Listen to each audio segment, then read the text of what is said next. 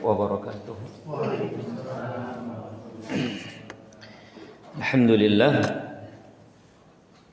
hamdan katsiran thayyiban mubarakan fih kama yuhibbu rabbuna wa yarda.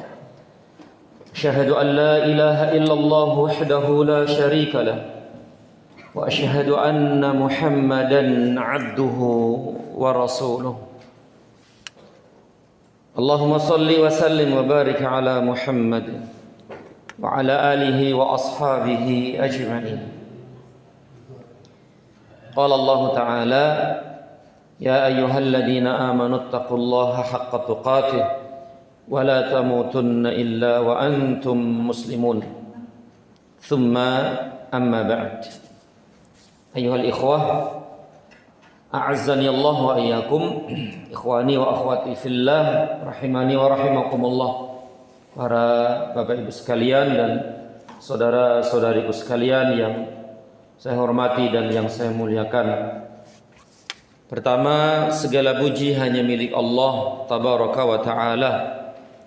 Kita memujinya dan bersyukur kepadanya atas segala nikmat karunia yang telah dicurahkan kepada kita sekalian, sehingga alhamdulillah di pagi yang berbahagia ini Allah lapangkan dada-dada kita untuk dapat hadir di majlis yang mulia ini, di majlis yang agung ini, yaitu majlis ilmu, majlis zikir, untuk kita bersama-sama mendekatkan diri kita kepada Allah Subhanahu wa taala dengan sedekat-dekatnya, yaitu dengan bersama-sama kita belajar dan menuntut ilmu agama, ilmu syar'i, ilmu ad-din, sebagai bekal hidup kita di dunia ini menuju Allah tabaraka wa taala.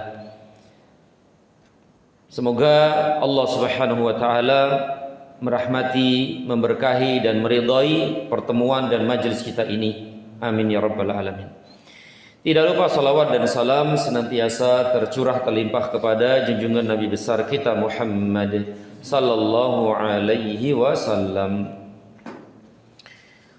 Saudara-saudariku sekalian yang saya hormati dan yang saya muliakan, insyaallah taala kita akan melanjutkan bahasan kajian kita dalam bahasan fikih, ya, dalam bahasan fikih, yaitu tentang hukum-hukum Islam, hukum-hukum syariat Islam, yaitu wajib, sunnah, haram, makruh, mubah. Itu hukum-hukum syar'i dari kitab Al-Wajiz fi Fiqhi Sunnati wal Kitabil Aziz.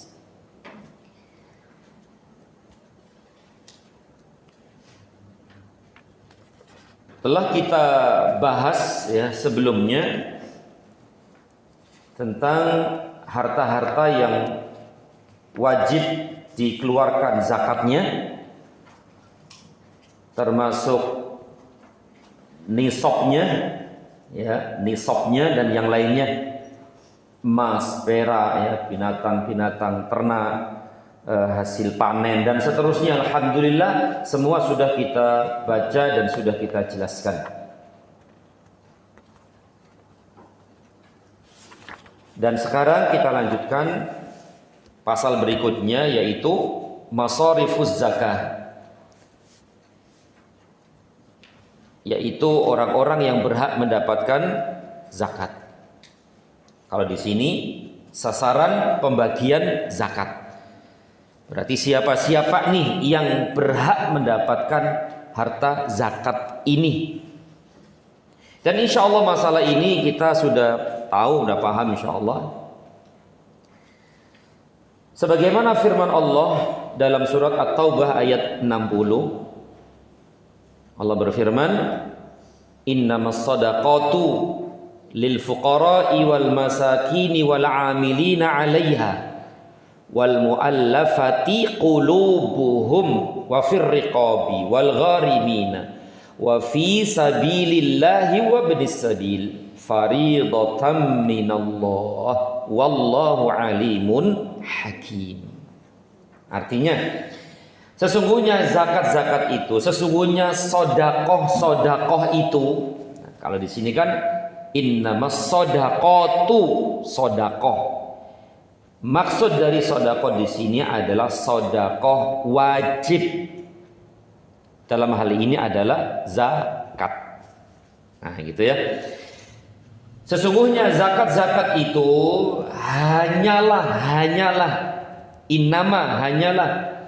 untuk siapa ini? Pertama, lil fuqara, orang-orang fakir, wal masakin, dan orang-orang miskin, wal amilina 'alaiha, pengurus zakat, yaitu para amil, pengurus zakat, wal muallafati qulubuhum, para muallaf yang dibujuk hatinya, wa fir riqab,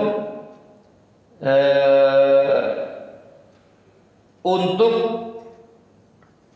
para riqab, yaitu memerdekakan budak, ya, untuk memerdekakan budak, wal gharimina, dan orang-orang yang berhutang, ya, orang-orang yang berhutang. Kemudian wa fi sabilillah,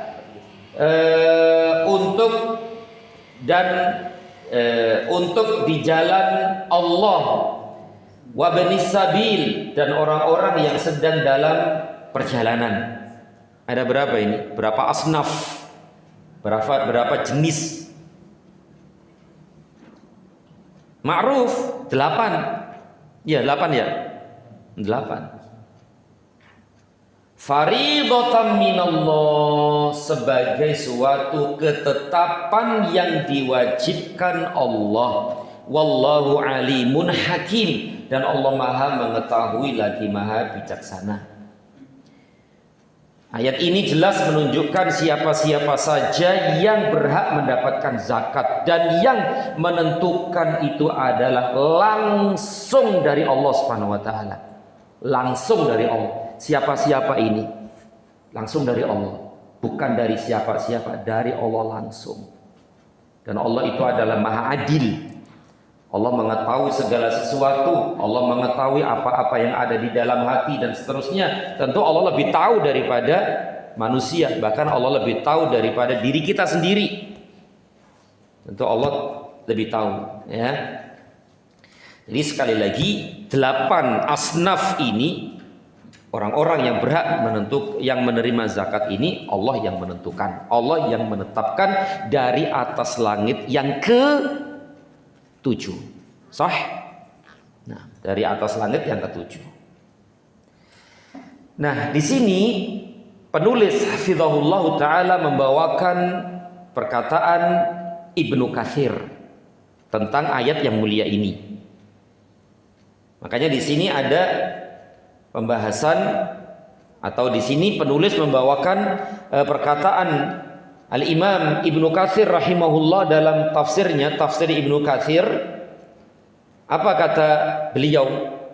Lamma dzakara ta'ala i'tiradal munafiqin al-jahala 'alan nabiyyi sallallahu alaihi wasallam wa lamzahum iyyahu fi qasmis sadaqati, bayyana ta'ala annahu huwal ladzi qasamaha wa bayyana hukmaha wa tawalla amraha bi nafsihi wa lam yakil qasmaha ila ahadin ghairihi fajazza'aha li haula'il madhkurin. Ini tafsir Ibnu Katsir. Ibnu Katsir berkata, ketika menafsiri ayat ini dalam kitab tafsirnya, yaitu tafsir Ibnu Katsir, beliau berkata, tatkala Allah Subhanahu wa taala menyebutkan penentangan orang-orang munafik yang bodoh itu atas penjelasan Nabi sallallahu alaihi wasallam, dan mereka mengecam beliau mengenai pembagian zakat. Ini kebiasaan orang-orang munafik. Di antara sifat ciri khas orang-orang munafik itu tidak terima dengan hukum Allah dan Rasulnya. Itu sifat, karakter, tabiat asli mereka itu orang-orang munafik. Khususnya munafik yang munafik apa? I'tiqadi. Munafik i'tiqadi, yaitu munafik yang memang dia itu kafir tapi ngaku-ngaku Islam. Nah, di antara ciri-ciri dia itu ini nih, tidak menerima hukum Allah, nggak ikhlas, nggak ridho dengan hukum Allah. Wah, ini begini, oh nggak bisa dong ini. Nah, begitu Pak. Hukum Allah ini perlu direvisi. Al-Quran, Sunnah perlu direvisi nih. Nggak cocok dengan kondisi keadaan zaman ini dan seterusnya. Itu ciri khas orang-orang munafik dari zaman dulu, dari zaman Rasul sampai sekarang dan sampai hari kiamat. Itu ciri khas tuh. Nggak terima, ya, menentang hukum Allah Rabbal Alamin. Makanya orang-orang munafik nih di zaman Nabi, ketika Nabi menentukan yang berhak mendapatkan zakat adalah 1, 2, 3, 4, 5 anak, mereka nggak mau. Nggak bisa begitu dong. Nah gitu, nentang tuh. Bahkan mencela Nabi, meskipun mencelaknya itu nggak langsung di depan Nabi kan, kebiasaan munafik kan di belakang tuh, sama teman-temannya tuh. Ya, sama teman-teman sama munafik tuh. Nah, kalau di depan Rasul yang menampakkan dia itu seorang sahabat yang masya Allah kan begitu. Nah ini dia nih. Ya, jadi ketika Allah Ta'ala menyebutkan penentangan orang-orang munafik yang bodoh itu atas penjelasan Nabi SAW dan mereka mengecam beliau mengenai pembagian zakat, maka kemudian Allah Subhanahu wa Ta'ala menerangkan dengan gamblang bahwa dialah yang membaginya. Dia di sini siapa? Allah. Dialah yang membaginya, Allah yang membaginya. Kemudian dialah yang menetapkan ketentuannya, Allah yang menentukan kadarnya, termasuk kadarnya itu. Kemudian dan dialah pula yang memproses ketentuan-ketentuan zakat itu sendirian, tanpa campur tangan siapapun. Allah sendiri yang menentukan itu semua. Dia tidak pernah menyerahkan masalah pembagian ini kepada siapapun selain Dia. Maka Dia membagi-bagikannya kepada orang-orang yang telah disebutkan dalam ayat di atas. Berarti harta-harta yang berhak dikeluarkan zakatnya yang menentukan Allah. Nisabnya, syarat-syaratnya Allah. Termasuk siapa yang berhak dapat zakat? Allah juga. Karena Allah Maha tahu segala-galanya, bahkan lebih tahu akan kebutuhan manusia seluruhnya, bahkan kitanya. Allah lebih tahu kebutuhan kita daripada diri kita sendiri. Allah Maha adil ya, Allah Maha adil. Tayyib akhi fillah, a'azzani Allahu wa iyyakum. Kita lanjutkan bahasan berikutnya. Hal yajibu isti'abu hadhil asnaf. Apakah 8 golongan ini harus mendapatkan bagian semua? Berarti kalau kita mau mengeluarkan zakat, apakah 8 golongan ini harus dapat semua? Di harta kita untuk sekian nih harta kita nih, atau harta siapa yang banyak gitu kan? Apakah harus semuanya dapat? 8-8-nya dapat? Berarti harta ini dibagi 8. Tuh 2, 3, 4, 5, 6, 7, 8. Apakah harus seperti itu? Atau apakah cukup 1 saja atau 2 saja? Yang 5 nggak dapat, yang 3 dapat, atau yang 1 dapat, yang 7 nggak dapat, yang 2 dapat, yang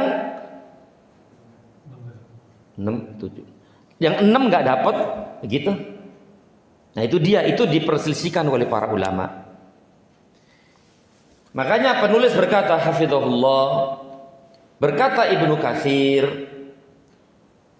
Ya, qala Ibnu Katsirin wa qad ikhtalafa al-ulama'u fi hadhihi al-asnaf ats-tsamaniyah hal yajibu isti'abud daf'i ilaiha aw ila man amkana minha ala qaulaini. Para atau pakar tafsir kenamaan Ibnu Katsir menegaskan bahwa para ulama berbeda pendapat mengenai 8 kelompok ini. Apakah mereka harus mendapatkan bagian semuanya ataukah boleh diberikan kepada sebagian di antara mereka? Nah, gitu ya. Paham di sini ya? Kalau menurut kita gimana selama ini? Ya udah atu aja kan? Atu 2 itu aja kan? Yang lainnya nggak dapat kan? Nah, ini. Sebagian ulama harus semuanya dapat, rata semua dapat. Nah, ini ya. Jadi masalah ini diperselisihkan oleh para ulama dan di sini ada 2 pendapat. Pendapat yang pertama adalah yajibu dzalik, wajib dapat semuanya. Dapat semuanya. 8 golongan harus dapat. Dan ini perkataan Imam Syafi'i, pendapat Imam Syafi'i dan sejumlah ulama yang lain. Masya Allah, pendapat Imam Syafi'i begitu ya, dapat semuanya tuh, harus, nggak bisa dibagi-bagi 1, 2, enggak. Pendapat yang kedua adalah la yajib, tidak wajib. Tidak wajib ya, tidak harus dibagikan kepada mereka semua. Berarti sebagian dapat, sebagian nggak dapat juga tidak apa-apa. Dan inilah yang pendapat yang kita pegang, yang kita ambil ya. Padahal ma'ruf di negeri kita ini mazhabnya mazhab siapa? Imam Syafi'i. Tapi dalam masalah ini ya tentu pendapat yang kedua itu yang lebih kuat insyaallah ta'ala. Dan kaum muslimin di Indonesia seperti itu. Dan umumnya adalah untuk siapa? Fakir, miskin. Fakir, miskin. Fakir saja atau miskin saja? Fakir, miskin. Fakir, miskin. Sama. Orang punya penghasilan tapi tidak mencukupi. Masya Allah. Itu fakir. Miskin. Nanti ada nih pembahasan fakir dan miskin. Ini dulu nih. Baik, pendapat ini dipegang oleh pendapat ini adalah perkataan Imam Malik dan sekelompok ya ulama salaf dan khalaf. Di antara mereka adalah Umar, Hudzaifah, Ibnu Abbas, Abu Aliyah, Sa'id bin Jubair, Maimun bin Mahran. Nah, ini ulama-ulama salaf ya yang berpendapat sebagian tidak masalah, tidak harus semuanya. Ya, berkata Ibnu Jarir, wa huwa qaulu 'ammati ahli ilm. Pendapat ini adalah pendapat umumnya ahli ilmu. Berarti mayoritas begitu kan? Mayoritas. Wa ala hadza fa inna ma dzukiratil asnafu ha huna li bayanil masraf la wujub isti'abil i'ta. Ini penting ya. Yaitu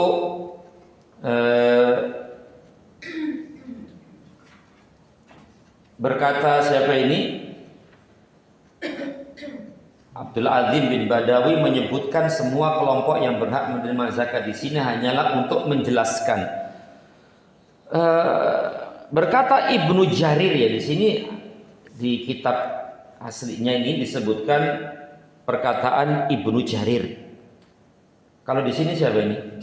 Penulis ya. Nah, Ibnu Jarir ya.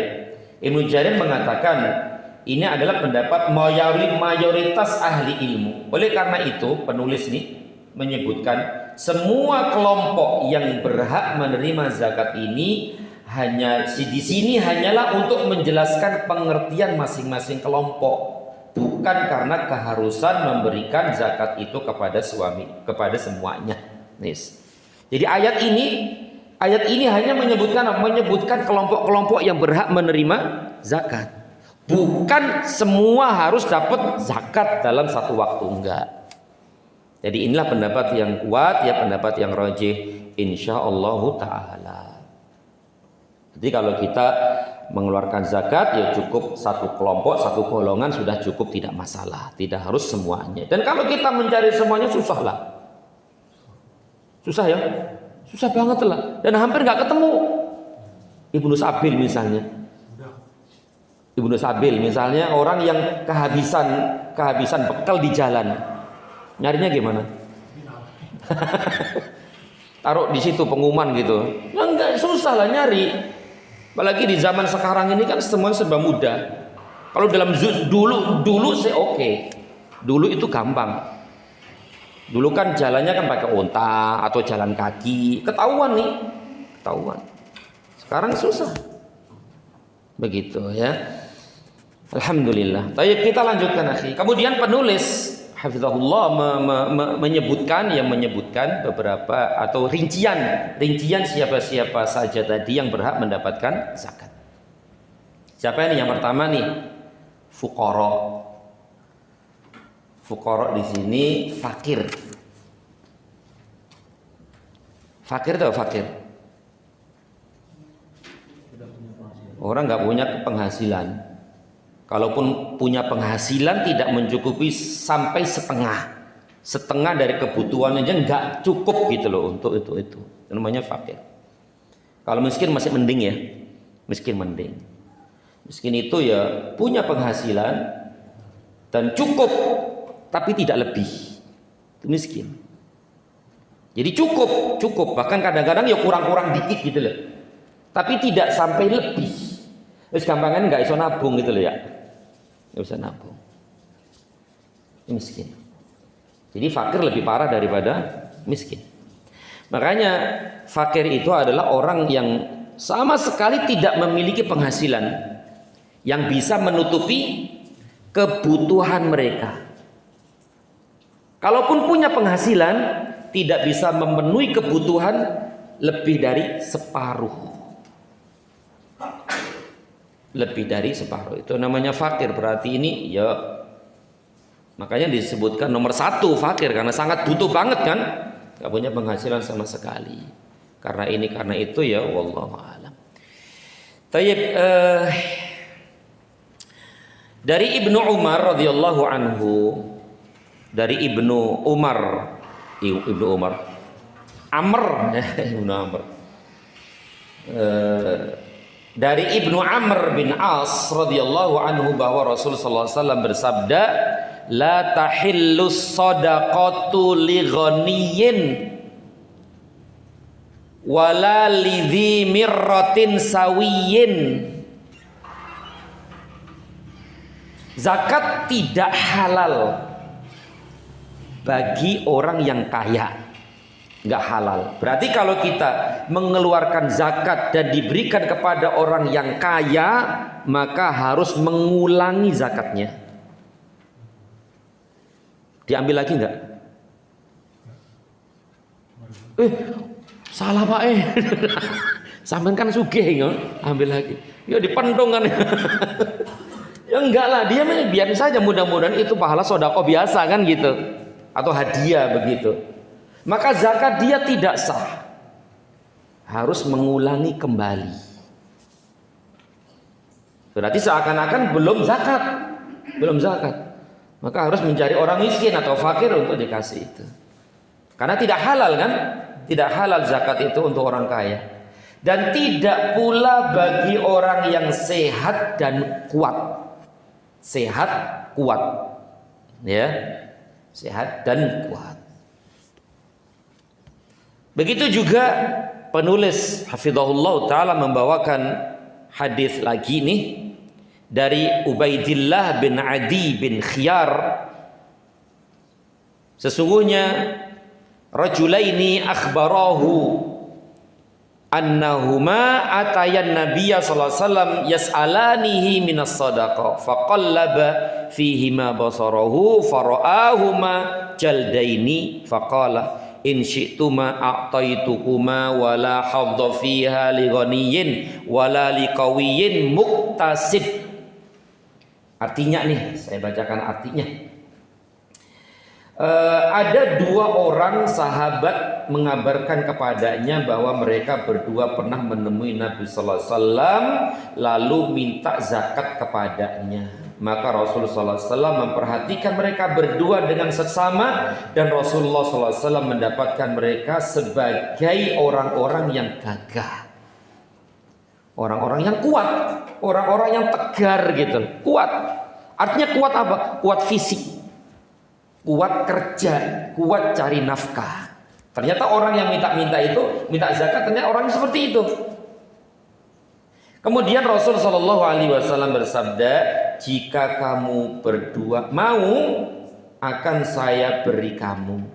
Tetapi sesungguhnya orang yang kaya dan orang yang kuat berusaha tidak mempunyai bagian untuk menerima zakat. Intinya akhi bahwa kelompok yang pertama adalah orang-orang fakir, orang-orang fakir. Dan di zaman sekarang banyak nggak sih orang fakir? Jarang ya fakir ya. Ada ya? Ya ada lah, pasti ada. Ini yang pertama. Yang kedua, miskin, masakin, orang-orang miskin. Orang-orang miskin tadi ya,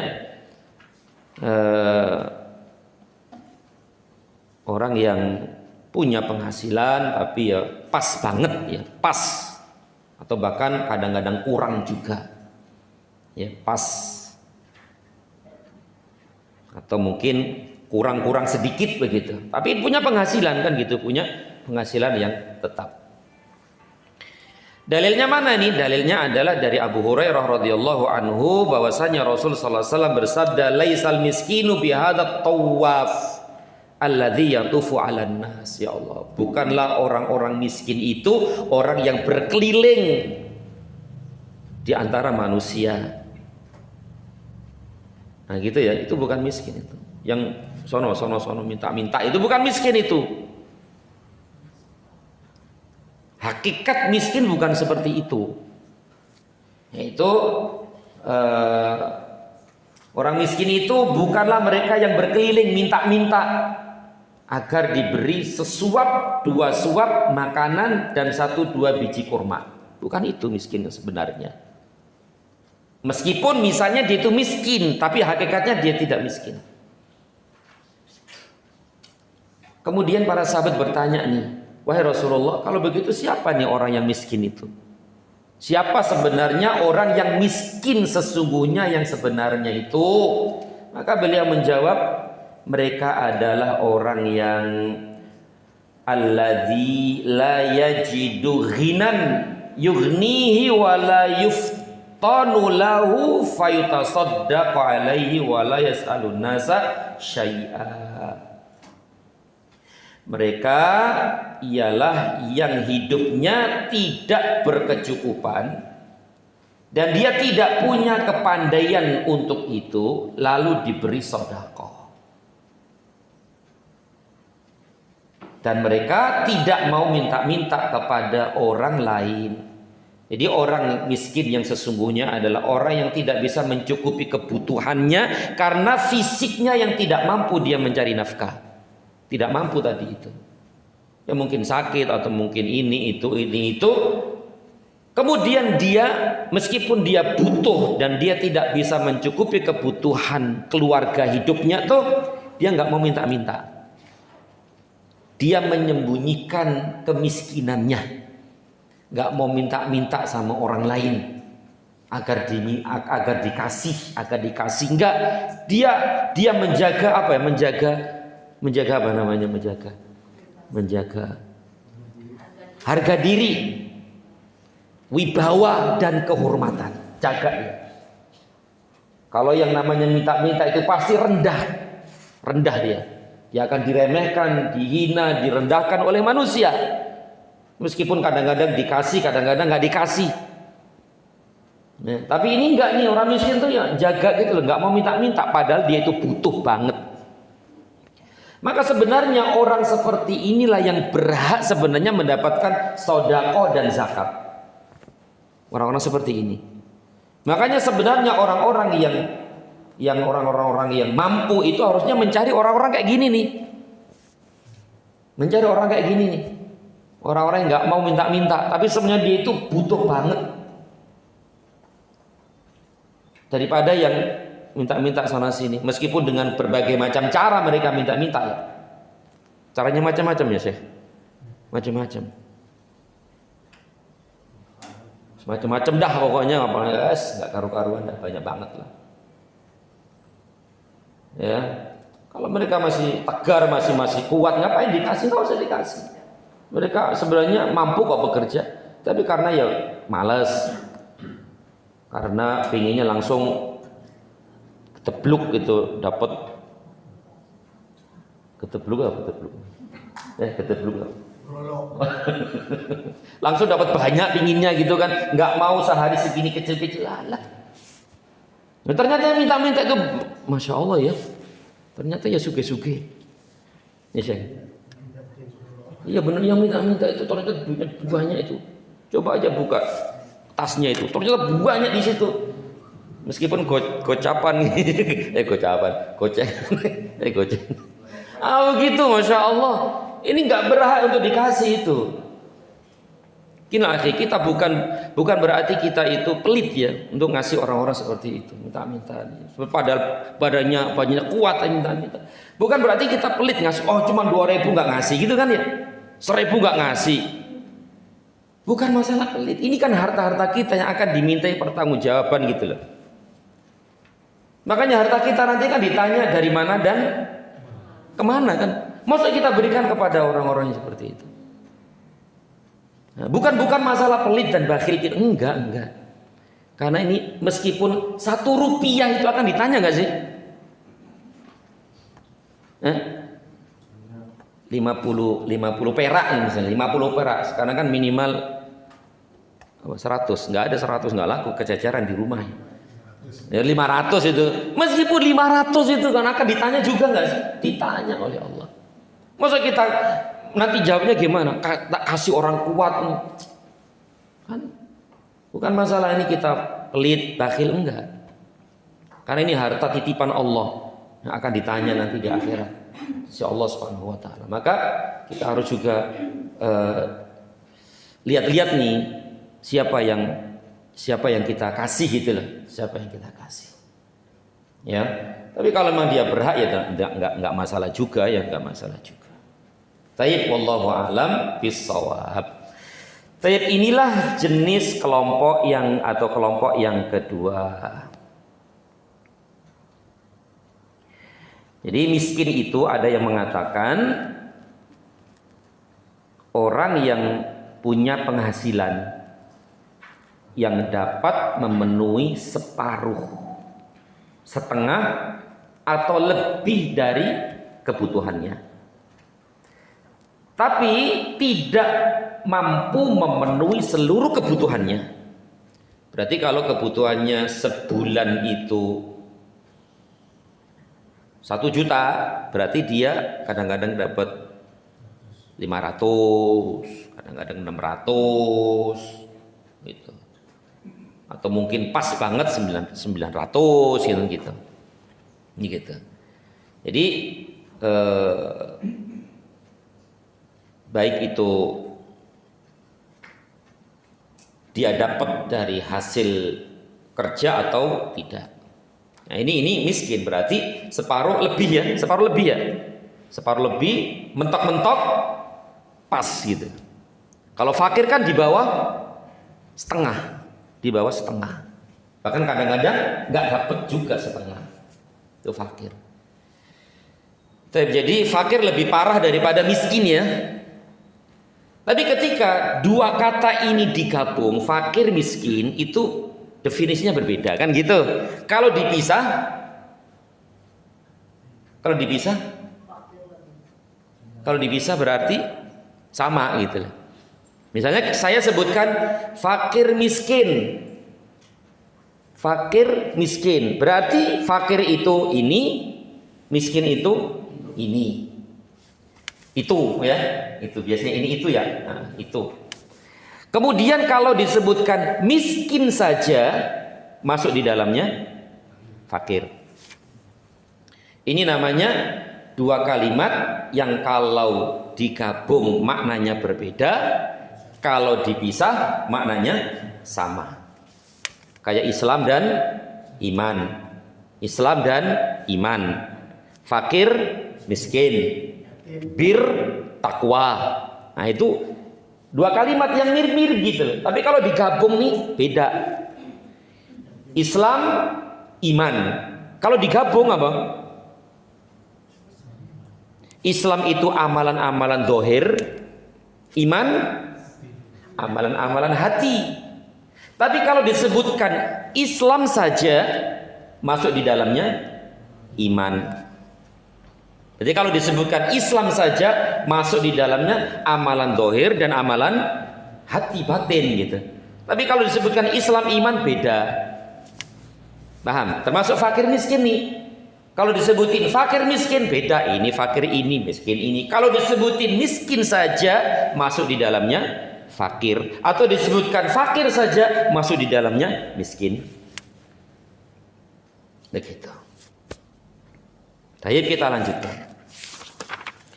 Yang ketiga,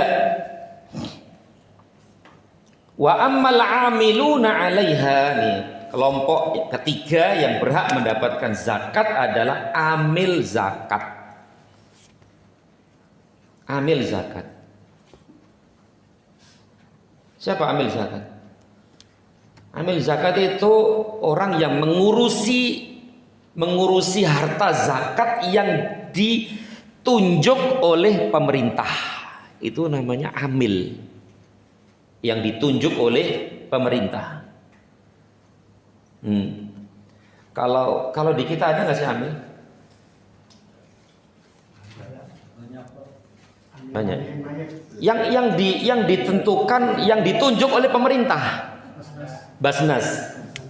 Basnas ini amil, orang-orang yang bekerja di situ itu orang yang berhak menerima zakat. Meskipun mereka itu kaya.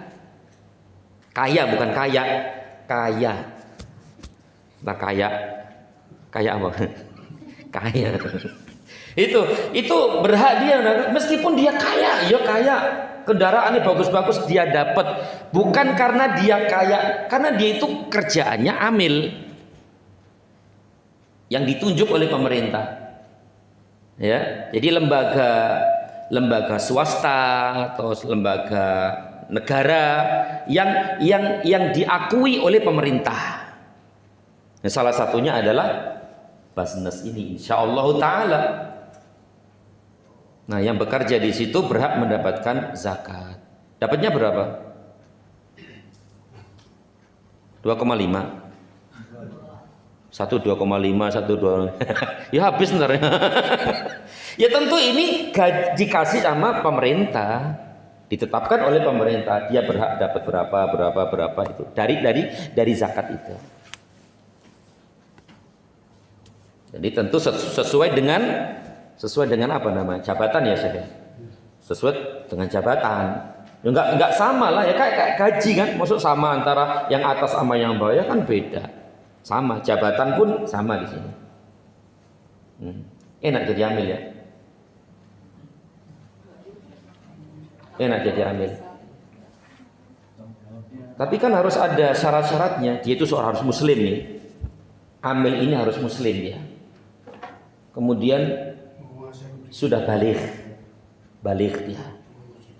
Terus berakal. Berakal ini berarti ya berakal, bukan orang yang gendeng, gila. Berakal. Kemudian juga dia itu amanah, dia harus jujur. Berarti harus melalui tes. Jujur, karena kan berkaitan dengan harta. Hartanya siapa ini? Kaum muslimin. Coba, Ya kalau nggak jujur ya udah habis. Habis duluan Pak ya. Harus jujur amanah nih orangnya nih, harus jujur amanah. Kemudian juga dia memiliki ilmu tentang zakat. Harus menguasai ilmu zakat dari A sampai Z. Dari alif sampai lam, alif hamzah ya sampai ya, lam alif hamzah ya. Menguasai. Ya. Dari usulnya sampai cabang-cabangnya harus menguasai. Berarti ini kan pekerjaan yang tidak ringan sebenarnya, berat juga. Amanah apalagi ngelihat uang masya Allah sekian banyak itu kan gimana? Motonya apa hijau, langsung hijau gitu. Kalau nggak amanah ya udah diambil apa nolnya dikurangi 1 2 itu kan sudah. Cuman 1 doang kok nolnya dikurangi. Cuman 1. Ya Allah, ini kalau nggak amanah terus nggak tahu ilmu zakat itu kan ngawur kan jadinya. Yang harusnya dapat nggak dapat, yang harusnya nggak dapat. Didahulukan ini daripada yang ini, bisa aja nggak? Bisa. Harus amanah, jujur dia ya. Dan tentu laki-laki. Ya, laki-laki.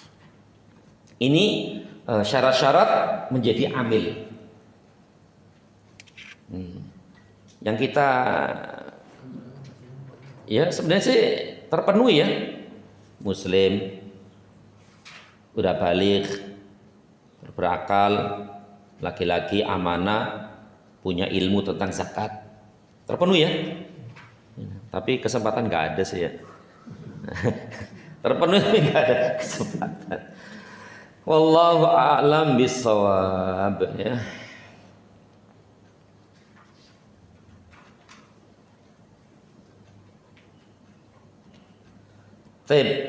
Penulis berkata, hafizahullah, fahum al-jubatu was-su'adu. Jubatu su'atu. Jubatu su'atu. Kalau di sini terjemahkan, mereka adalah orang-orang yang bertugas menarik dan mengumpulkan zakat. Narik dan ngumpulin zakat. Narik di sini, jadi amil-amil ini sudah tahu nih orang-orangnya nih. Fulan tahun ini zakat, itu udah tahu. Kalau sudah bulannya, udah ditentuin harinya, dia datang ke sana. Kalau dia nggak datang ke markas misalnya, amil itu yang datang situ. Ambil, kamu zakat. Berarti udah ketahuan berapa hartanya ya. Sapinya udah tahu nih, kambingnya udah tahu berapa jumlahnya, ontaknya, emasnya tahu. Nah, zakat. Narik. Kemudian apa lagi nih? Mengumpulkan zakat. Narik dikumpulin.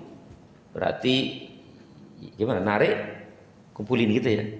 Masuk di data itu kan, data. Fulan zakatnya sekian, tanggal sekian, bulan sekian, tahun sekian gitu. Masuk data semua situ. Jadi ambil itu adalah jubatu su'atu. Narik dan ngumpulin harta zakat. Mereka berhak mendapatkan bagian dari zakat, namun mereka tidak boleh berasal dari kalangan kerabat Rasul Sallallahu Alaihi Wasallam. Kerabat Rasul berarti apa di sini? Hah? Apa namanya itu?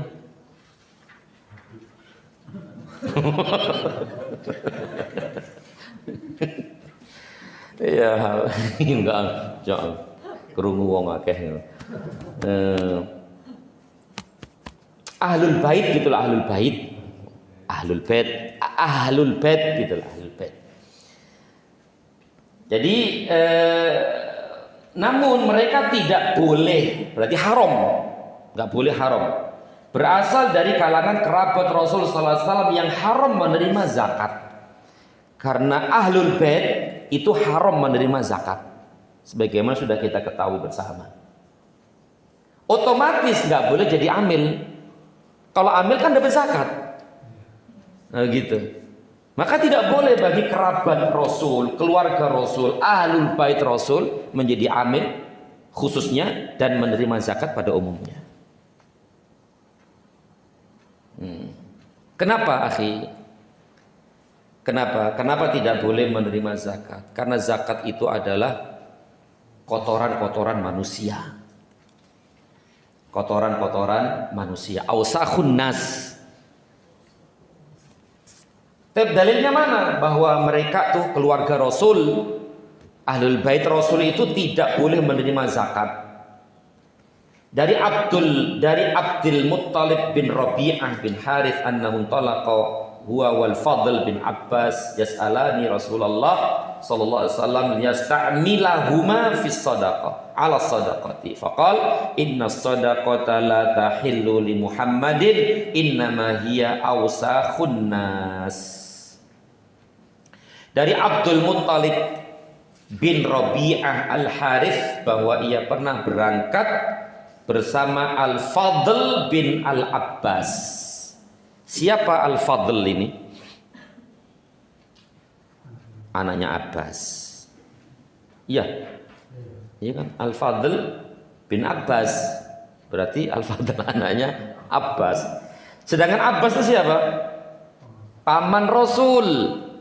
Berarti Fadl ini siapa? Sepupu Rasul. Berarti sepupu Rasul ini termasuk ahlul bait enggak? Ahlul bait. Keluarga Rasul, kerabat Rasul. Termasuk Abbas, termasuk Ali. Nah, begitu ya. Fadl bin Abbas. Bersama Al-Fadl bin Abbas radhiyallahu anhu menghadap Rasul sallallahu alaihi wasallam lalu memohon kepada beliau agar mereka diangkat sebagai penarik dan pengumpul zakat. Berarti ngelamar jadi amil gitu. Karena pekerjaan mulia, ya pekerjaan mulia ini. Mengumumkan zakat itu pekerjaan mulia. Karena membantu kaum muslimin dalam beribadah kepada Allah, yaitu zakat. Zakat itu ibadah kan? Ibadah. Bahkan sebesar-besar ibadah. Ya, ibadah yang berkaitan dengan sesama manusia ini zakat. Maka kepada mereka beliau bersabda, Inna sadaqata la tahillu li Muhammadin. Sesungguhnya zakat itu tidak halal bagi li Muhammadin, keluarga Muhammad. Enggak halal, berarti haram. Meskipun dikit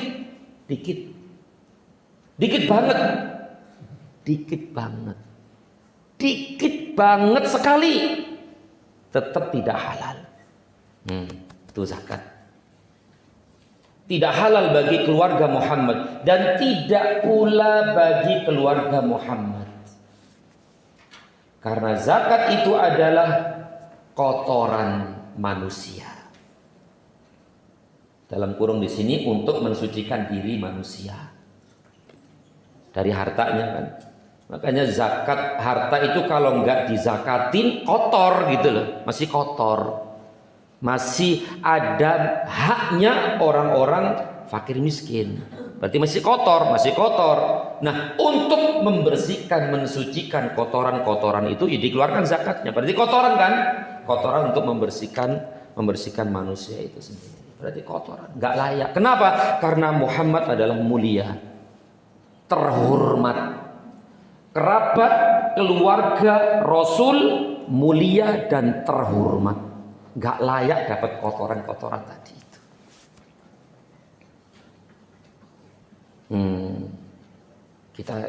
Beliau itu terhormat. Kerabat keluarga beliau terhormat. Nggak layak untuk mendapatkan kotoran-kotoran ini. Tayyib. Jadi itulah amil. Kalau zakat fitrah ada amil ya? Zakat fitrah. Panitia ya, bukan amil ya. Panitia Pak ya. Panitia. Bukan amil tuh ya, bukan amil. Bukan amil. Tapi panitia, panitia. Dah, ini yang ketiga. Kemudian yang keempat, ini cukup panjang ini yang keempat ini. Wa ammal muallafatu qulubuhum fa aqsamun. Yang keempat yaitu orang-orang muallaf. Muallaf, orang-orang yang sedang diambil hatinya, itu namanya muallaf. Muallafatu qulubuhum, orang-orang yang sedang diambil hatinya. Mudah-mudahan dengan zakat ini dia mau menerima Islam dan masuk Islam. Yang baru masuk Islam semakin kuat keislamannya. Karena biasanya orang-orang yang baru masuk Islam itu banyak sekali godaan-godaan dari luar. Agar apa?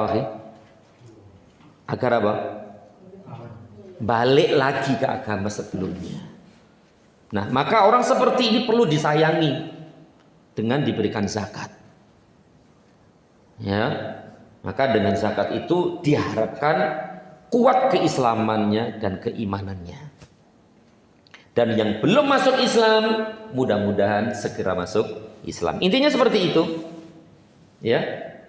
Mu'allaf itu orang-orang yang sedang diambil hatinya. Tapi orang yang sudah 10 tahun masuk Islam, mu'allaf. Ada kan gitu kan? Pada 10 tahun tuh mu'allaf. Ya Allah, udah 10 tahun masuk Islam, katanya mu'allaf. Ya bukan mu'alaf lagi lah, udah 10 tahun masuk mu'alaf. Mu'alaf itu beberapa ya baru aja masuk Islam namanya mu'alaf.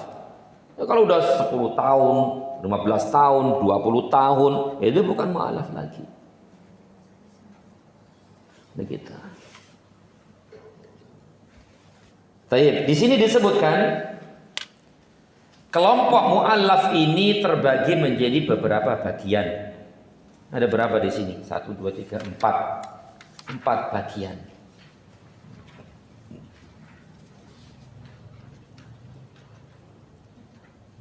Yang pertama adalah orang yang diberi sebagian zakat agar kemudian memeluk Islam. Orang yang minhum man yuqta liyuslim. Ini pertama, minhum, di antara mereka kelompok pertama adalah man yuqta liyuslim, orang yang diberi zakat dengan harapan segera masuk Islam. Dan ini pernah dilakukan oleh Rasul, pernah ini. Kama a'tan Nabi sallallahu alaihi wasallam Safwan bin Umayyah min ghanaimi Hunainin. Sebagaimana dulu Nabi Shallallahu Alaihi Wasallam ngasih siapa ini? Safwan bin Umayyah. Ngasih apa ini? Ghanaim, Hunain. Harta rampasan perang Hunain. Kambing banyak, selembah, istilah gitu. Tuh. Waqad kana syahidaha musyrikan. Ya. Di mana waktu itu dia masih ikut berperang bersama di mana waktu itu ia ikut berperang bersama kaum muslimin. Ya. Syahidah musyrikan. Nah, maksudnya waqad kana syahidah musyrikan.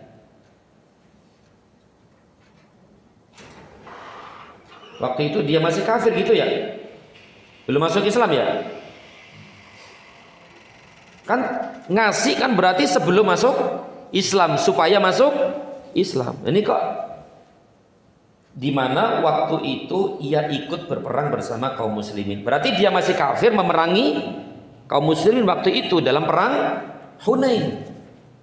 Ini waqad kana syahidah musyrika, dan waktu itu dia ikut perang Hunain musyrikan, dalam keadaan musyrik, belum masuk Islam. Nah, mungkin waktu itu ada tanda-tanda gitu loh, ada tanda-tanda bahwa dia itu tertarik kepada Islam. Kemudian dikasih zakat atau dikasih ghanimah tadi itu harta rampasan perang. Qala falam yazal yu'tini, jadi dia berkata begini, siapa tadi? Sofwan bin Umayyah berkata, falam yazal yu'tini hatta sara ahabban nasi ilayya ba'da an kana abghadun nasi ilayya. Allahu Akbar. Nabi SAW terus ngasih aku nih, ngasih sampai aku menjadi orang yang sampai beliau menjadi orang yang paling aku cintai. Ya, setelah sebelumnya beliau adalah orang yang paling aku benci gara-gara harta pemberian tadi itu. Masya Allah ya. Sebelumnya dia ngaku nih bahwa Muhammad itu orang yang paling benci. Setelah dapat itu semua, menjadi orang yang paling dia cintai, masuk Islam dan baik keislamannya. Ini kelompok yang pertama, bagian yang pertama. Bagian yang kedua adalah wa minhum man yu'ta liyahsuna islamuhu. Ya, ini golongan orang yang diberi zakat dengan harapan agar keislamannya kian baik dan hatinya semakin mantap. Tadi sudah kita sebutkan. Berarti udah masuk Islam, baru masuk Islam, kasih zakat biar tetap hatinya di atas Islam, di atas iman, dan bagus keislamannya. Karena sekali lagi akhi, orang yang baru masuk Islam itu godaannya luar biasa, banget. Ya, tarikan untuk kembali ke agama semulanya itu kuat banget. Ini kalau nggak dibantu oleh kaum muslimin bahaya, bisa aja kembali. Nah, orang seperti ini kasih zakat. Ya. Seperti pada waktu perang Hunain juga nih, ada sekelompok prajurit beserta pemukanya diberi 100 unta. Ya, Masya Allah, 100 unta. Mi'atan minal ibil. 100 unta itu banyak ya. Unta satu berapa ya harganya nih? Sapi aja 25 ya. Iya, 25. Ada 30 juga ya, ada 40 juga sih. Berarti unta berapa? Mahalan unta nggak sih sama sapi? Mahalan unta ya? 100, berarti banyak, berapa M ya? 100 juta kan? Tuh, kasih. Lalu Rasul sallallahu alaihi wasallam bersabda, "Inni la u'tiyar rajula wa ghairuhu ahabbu ilayya minhu khasyata ayyakubbahu Allahu ala wajhihi fi nari jahannam." Sesungguhnya aku akan benar-benar memberi zakat kepada seorang laki-laki walaupun selain dia lebih kucintai daripadanya. Tujuannya apa? Beliau ngasih dia padahal ada orang yang sebenarnya berhak mendapatkannya. Karena khawatir Allah akan mencampakkannya ke jurang neraka jahanam. Artinya apa? Takut murtad lagi. Takut udah masuk Islam, kalau nggak dikasih zakat, khawatir dia akan kembali ke agama nenek moyangnya. Kalau kembali ke agama nenek moyangnya, ya masuk neraka kan? Maka orang ini kasih, biar tetap Islam, tetap Muslim, nggak kembali ke agama nenek moyangnya atau agama sebelumnya. Nah, ini kelompok yang kedua, bagian yang kedua. Bagian yang ketiga, atau di sini ada hadis lain dalam Sahih Bukhari dan Sahih Muslim disebutkan dari Abu Sa'id radhiyallahu anhu bahwa Ali radhiyallahu anhu pernah diutus menghadap kepada Nabi dari Yaman dengan membawa emas yang masih berdebu. Lalu dibagi oleh beliau sallallahu alaihi wasallam kepada 4 orang. Pertama, Al-Aqra bin Habis, Uyainah bin Badr, Al-Qamah bin Alathah, dan Zaid al-Khair. Lalu Rasulullah SAW bersabda, aku menarik hati mereka. Aku menarik hati mereka.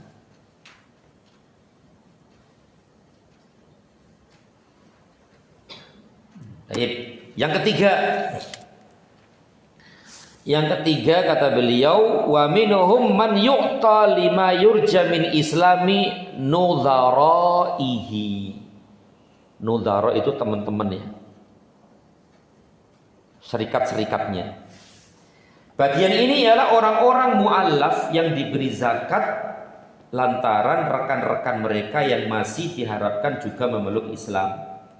Jadi menarik teman-temannya gitu ya, menarik sahabat-sahabatnya, rekan-rekannya, teman-temannya agar ya masuk Islam juga gitu. Ya seperti itu. Yang keempat, mereka yang mendapat bagian zakat agar menarik zakat dari rekan-rekannya atau agar membantu ikut mengamankan kaum muslimin yang sedang bertugas di daerah perbatasan. Mereka yang mendapat bagian zakat agar menarik zakat dari rekan-rekannya atau agar membantu ikut mengamankan kaum muslimin yang sedang bertugas di daerah perbatasan. Tentu semua ini kalau ada pemerintahan ya pemerintahan Islam ya Masya Allah, semua akan terpenuhi seperti ini. Ya akan terpenuhi seperti ini. Baik, kita lanjutkan sedikit.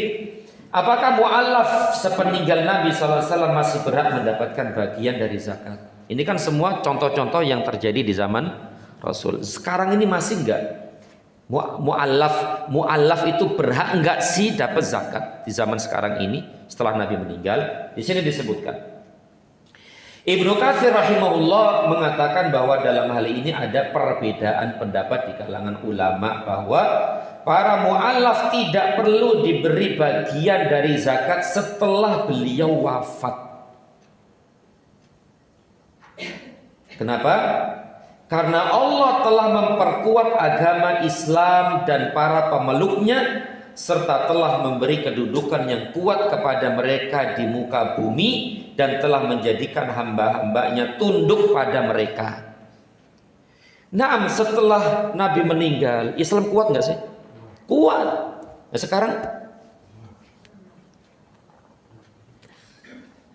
di zaman Abu Bakar, Umar, Utsman, Ali, Muawiyah dan anak-anak cucu kuat, menguasai dunia kan begitu, menguasai dunia. Jizyah, ya kan, jizyah kan datang tuh, kuat kaum muslim waktu itu dan kaum musyrikin tunduk takluk sudah. Itu dulu. Nah sekarang, nah ini pendapat yang pertama nih. Setelah Nabi wafat sudah nggak berlaku lagi mu'allaf qulubuhum ini, nggak ada sudah, karena Islam udah kuat. Kelompok yang lain berpendapat bahwa para mu'allaf itu tetap harus diberi, tetap. Kenapa? Karena Rasul SAW pernah memberi mereka zakat setelah penaklukan kota Mekkah dan penaklukan Hawazin. Zakat ini kadang-kadang amat dibutuhkan oleh mereka sehingga mereka harus mendapat alokasi bagian dari zakat. Pendapat yang kedua insya Allah adalah sahih. Ya, pendapat yang kedua. Apalagi di zaman sekarang ini kaum muslimin ya seperti ini, keadaan kaum muslimin ya seperti ini, maka mereka berhak mendapatkan itu semua. Wallahu a'lam bishawab. Yang kelima, masih ada waktu tak ini? Masih 8:15. Yes.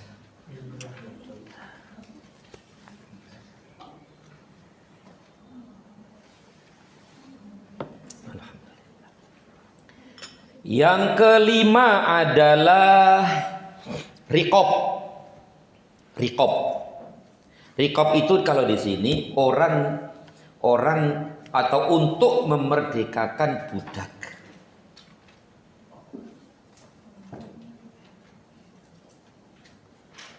Memerdekakan budak di sini ada yang mengatakan mukatabun, mukatib. Makanya di sini disebutkan, diriwayatkan dari Al Hasan Al Basri, Muqatil bin Hayyan, Umar bin Abdul Aziz, Sa'id bin Jubair, An-Nakhai, Az-Zuhri, Ibnu Zaid, bahwa yang dimaksud dengan riqab, bentuk jamak dari raqabah, budak, ialah hamba mukatab. Mukatab itu hamba yang telah menyatakan perjanjian dengan tuannya, bila ia sanggup menghasilkan harta dengan nilai tertentu, dia akan dimerdekakan. Itu namanya mukatab. Jadi misalnya nih, saya budak, antum tuannya. Pak Tuan, aku pengen merdeka. Aku pengen bebas dari perbudakan ini. Saya pengen merdeka. Terus antum bilang oke, tapi syaratnya ente harus membeli dirimu sendiri. Kamu harus menebus, misalnya berapa ya? Menebus dirimu dengan nilai 1M misalnya.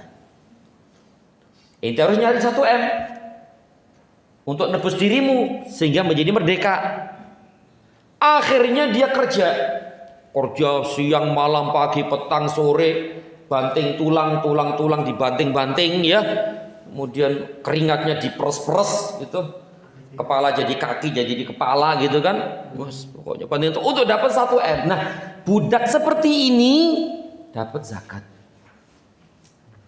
Untuk memerdekakan dirinya sendiri. Itu namanya mukatab. Jadi ada ya budak-budak itu, atau cara-cara atau sebab-sebab budak itu jadi merdeka. Itu kan banyak sebabnya. Salah satunya adalah mukatab ini, yaitu membeli dirinya sendiri agar bisa merdeka. Itu mukatab. Ada yang namanya apa namanya itu ya? Ada yang namanya misalnya tadi kan anak budak, antum bilang sama saya, kalau saya mati, kamu merdeka. Itu bisa. Kalau aku mati, kamu merdeka. Tapi ternyata kalau saya mati duluan, ya udah mati kok. Mati aja. Nggak merdeka, nggak jadi budak. Ya mati. Nah itu bisa seperti itu. Jadi setelah antum meninggal, anak merdeka. Jadi merdeka. Jadi syaratnya mati dulu ya, mati dulu. Wah, kelamaan ini. Kesuwen. Akhirnya tak racun jenengan. Tak racun, guys. Biar mati merdeka. Gimana kalau begini? Saya merdeka enggak? Tidak. Saya enggak jadi merdeka karena saya membunuh. Berarti istilahnya panen sebelum panen sebelum waktunya gitu loh. Panen sebelum waktunya. Kan gitu kan ya? Panen sebelum waktunya. Ada yang tanpa syarat udah kamu merdeka. Gitu. Atau anak beli budak kemudian saya bebaskan. Nah seperti itu. Itu sebab-sebab budak-budak itu merdeka. Nah termasuk riqab ini sebagian ulama termasuk Al Hasanul Basri dan yang lainnya tadi, dia adalah mukatab, yaitu seorang budak yang tadi itu yang apa ini? Hamba ya, budak yang telah menyatakan perjanjian dengan tuannya, bila ia sanggup menghasilkan harta dengan nilai tertentu, dia akan dimerdekakan. Itu dia kata. Nah orang seperti ini, budak seperti ini berhak mendapatkan zakat. Berarti sekarang kan belum ada perbudakan kan ya? Berarti berlaku ini? Berlaku? Ya enggak ada budak kok. Sudah nggak ada lagi perbudakan. Nanti ada nggak nanti? Nanti ada, pasti ada. Selama ada jihad, di situ ada budak. Bukankah di akhir zaman kaum muslimin akan berjihad? melawan orang-orang kafir. Nah, yang tertawan itu kan, yang tertawan menjadi budak. Gitu. Enak gak punya budak? Enak. Ya enak lah. Siapa yang nggak siapa yang nggak pingin punya budak? Enak lah. Kita ngaji. Ada yang ngurus semuanya. Di rumah ada yang ngurus. Semuanya ngurus. Digaji nggak sih? Ya enggak, ini milik kita kok. Harta dia milik kita. Tuh. Enak punya budak, enak.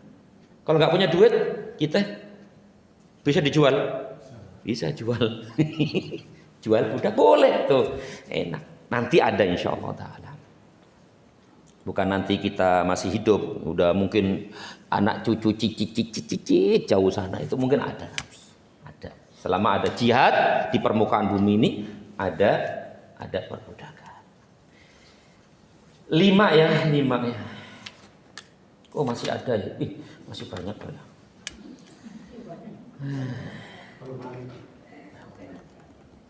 Dan kita habiskan dulu nih ya yang kelima nih ya. Ibnu Abbas dan Al-Hasan berkata, tidak mengapa memerdekakan budak belia dengan uang dari zakat.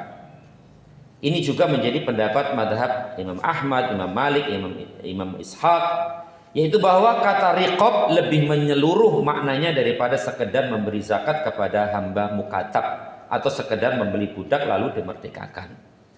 Ada banyak hadis yang menerangkan besarnya pahala memerdekakan budak. Dan Allah Subhanahu wa taala untuk setiap anggota badan budak tersebut memerdekakan satu anggota badan orang yang memerdekakannya dari api neraka. Intinya di antara keutamaan memerdekakan zakat adalah menyelamatkannya dari neraka. Itu dia. Sampai untuk kemaluan sang budak. Allah memerdekakan kemaluan orang yang memerdekakannya. Sebagaimana ditegaskan dalam hadis berikut yang artinya dari Abu Hurairah radhiyallahu anhu, ia berkata, aku mendengar Rasul sallallahu alaihi wasallam bersabda, barang siapa yang telah memerdekakan seorang budak mukmin. Ingat, budak mukmin. Jadi budak yang dimerdekakan. Kan banyak kan, Islam itu kan menganjurkan memerdekakan budak enggak? Makanya kafaro itu kafaro kan budak enggak itu? Memerdekakan budak. Nah, yang dimerdekakan ini syaratnya adalah muslim. Kalau yang masih kafir enggak. Itu. Jadi yang dimerdekakan ini adalah muslim. Emang budak ada yang muslim? Ya ada lah. Memang dapatnya waktu itu kafir atau muslim? Ketika dapat kafir. Kan perang kan jihad, perang lawan orang kafir. Kafir ini tertawan jadi budak. Berarti awalnya asalnya kafir. Setelah bermuamalah dengan kaum muslimin, tertarik dengan Islam, masuk Islam. Ketika masuk Islam, merdeka atau masih budak? Masih budak. Nah, yang muslim inilah yang dimerdekakan. Bukan yang masih kafir.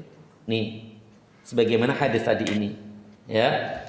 Bahwa barang siapa yang telah memerdekakan seorang budak mukmin, nah, niscaya Allah dengan setiap anggota badannya akan membebaskannya anggota badan orang yang memerdekakannya dari api neraka, hingga orang itu memerdekakan kemaluan dengan kemaluan. Berarti ya menghalangi dari neraka sudah semuanya. Berarti matanya satu merdeka.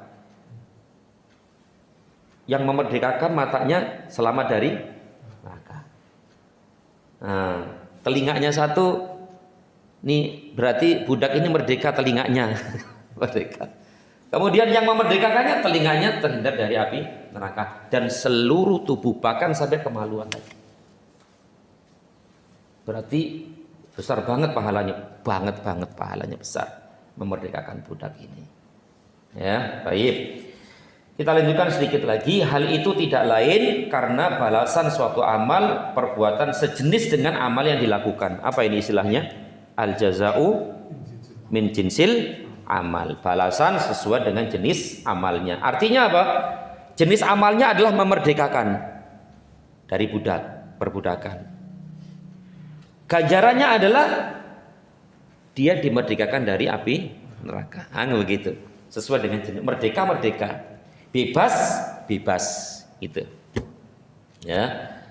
Sebagaimana firman Allah, wala tujzauna illa ma kuntum ta'malun, dan kamu tidak diberi pembalasan melainkan apa yang telah kamu lakukan. Wallahu a'lam bissawab. 6, 7, 8 pertemuan akan datang insyaallah, dan termasuk zakat fitrah. Dan zakat fitrah insyaallah berarti ini insyaallah pertemuan akan datang selesai insyaallah. Melanjutkan ini dan zakat fitrah.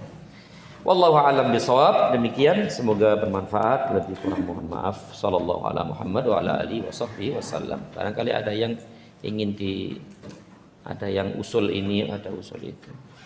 Ada yang ini itu ini. Enggak ada ya? Udah jelas lah, Masya Allah, sudah jelas banget, sehingga tidak ada yang perlu diragukan. Ya, zakat itu bukan amil kok.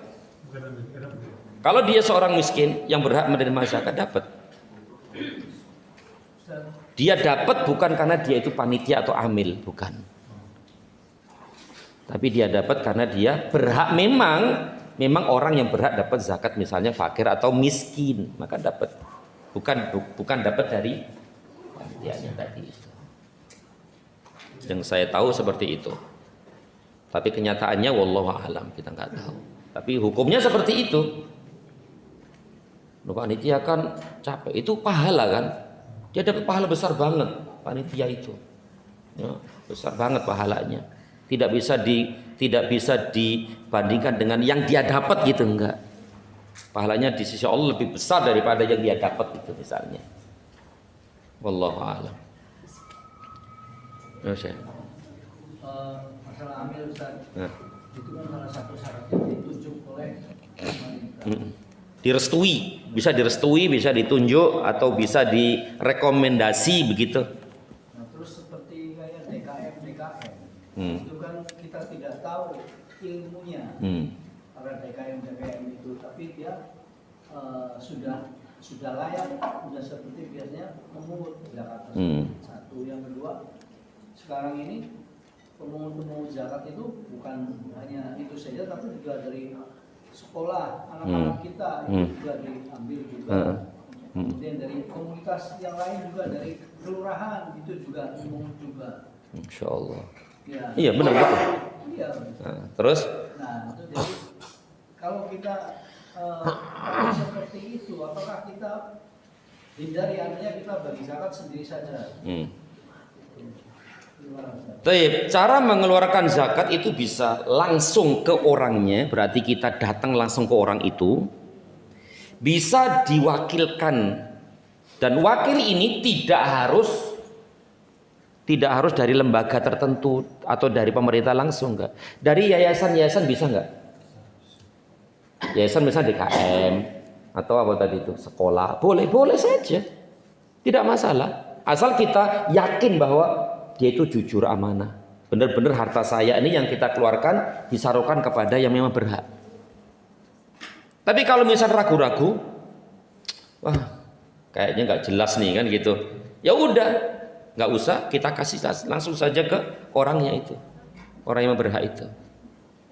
Nah, orang yang bertugas tadi kayak di Kamen, amil nggak dia itu? Panitia, bukan amil. Berarti dia dapat zakat nggak? Enggak. Dia hanya ta'awun saja, ta'awun alal birri, tolong menolong dalam kebaikan. Untuk memudahkan nih muzaki tadi itu, memudahkan orang yang berzakat tadi, biar nggak repot-repot, biar nggak capek-capek. Dia mungkin nggak tahu siapa orang-orang miskin, siapa orang fakir, nggak tahu kan? Dan dia tahu nggak? Tahu punya data misalnya, sono RT sekian itu miskin, maka nggak masalah, tidak apa-apa. Asal kita yakin nih bahwa dia itu jujur, dia itu amanah. Ya, seperti itu. Wallahu a'lam bishawab. Kalau pengumpulan panitia zakat fitrah ya, itu kan udah dibagi masih sisa banyak itu, jadi sisanya dibagi buat panitia tersendiri, itu gimana? Itu yang sering terjadi ya, sering terjadi. Bahkan nggak sisa pun dikasih. Mana sisa itu? Itu emang sengaja disisain ya. Tadi kalau dikatakan dia itu amil, ya enggak juga. Ya. Tapi kalau dia misalnya panitia dan dia memang berhak mendapatkan zakat karena miskin, ya enggak masalah. Dia dapat meskipun mungkin ukurannya berbeda dengan umumnya, maka insya Allah tidak masalah itu. Ya, tapi kalau hanya sekedar dia seorang itu terus dapat, nah ini tidak boleh sebenarnya itu. Berarti mengambil hak orang lain. Yang saya tahu seperti itu. Coba nanti ada bahasan khusus di zakat fitrah nanti ini. Itu ada bahasan khusus tentang masalah ini. Insyaallah taala. Wallahu a'lam bishawab. Ya cukup ya. 8:30 lebih. Wa sallallahu ala Muhammad wa ala alihi wa sahbihi wa sallam. Subhanakallahumma wa bihamdika asyhadu an la ilaha illa anta astaghfiruka wa atubu ilaik. Assalamualaikum warahmatullahi wabarakatuh.